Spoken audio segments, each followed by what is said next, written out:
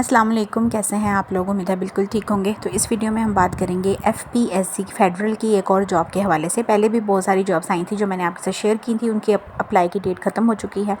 अब ये एक और जॉब आई है जिसका नाम उन्होंने रखा है स्पेशल एडवर्टाइजमेंट। इसमें एक ही जॉब है और इसकी जो अप्लाई करने की लास्ट डेट है वो 30 मार्च तक आप अप्लाई कर सकते हैं। 30 मार्च से पहले अप्लाई कर लें तो ज़्यादा बेटर है।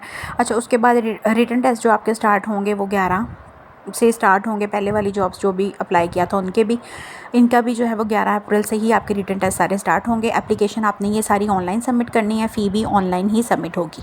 अच्छा, अब आ जाते हैं इसकी पोस्ट के ऊपर, कौन सी सीट है, कौन सा आपका जो है वो ये डिपार्टमेंट है। अच्छा हाँ, अगर आपको अप्लाई करना नहीं आता तो उसके हवाले से मैंने वीडियो बनाई हुई है, वो मैं यहाँ पे टैग कर दूँगी, उसमें डिस्क्रिप्शन में डाल दूँगी, उसका लिंक आप देख लीजिएगा। अच्छा जी, चीफ़ साइकोलॉजिस्ट की जॉब है, 20वां स्केल है इसका, डिपार्टमेंट है एफपीएससी।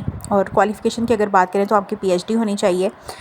अगर आपने पीएचडी की हुई है तो आपके पास 11 साल का तजर्बा होना चाहिए, ठीक है।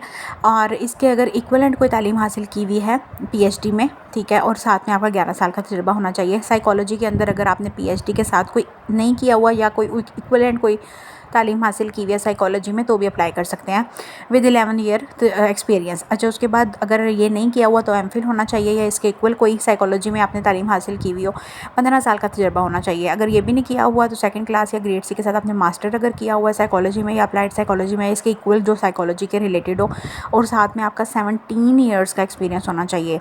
तो ये तीनों कंडीशंस उन्होंने बता दी हुई हैं, आपने इस पर फोकस कर लेना है। इसके अलावा पीएचडी और एमफिल वगैरह की जो लोग हैं उनका रिसर्च पेपर होना चाहिए, ठीक है।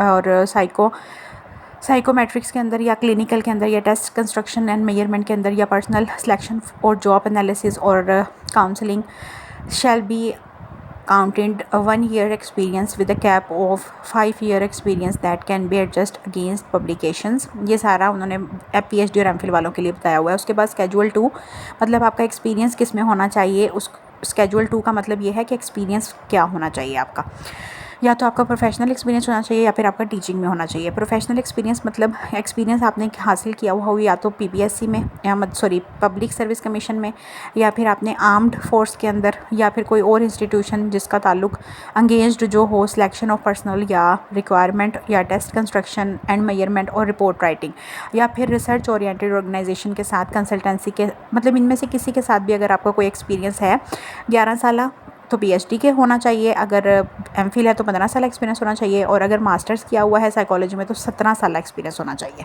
इसके अलावा आपका टीचिंग एक्सपीरियंस, या तो आपका प्रोफेशनल एक्सपीरियंस होना चाहिए, वो आप पढ़ लें इनमें से कोई भी, या फिर आपका टीचिंग एक्सपीरियंस होना चाहिए। टीचिंग एक्सपीरियंस आपने किसी भी एरिया में किया हुआ हो, साइकोमेट्रिक्स में किया हुआ, क्लिनिक में हो या साइकोलॉजी के अंदर हो, साइकोलॉजी को इवैल्यूएशन में हो, चाहे पर्सनैलिटी में हो, इनमें से कुछ भी आपने एक्सपीरियंस हासिल किया ना तो अप्लाई कर सकते हैं। एज लिमिट जो है वो 37 से 45 ईयर्स तक अप्लाई कर सकते हैं।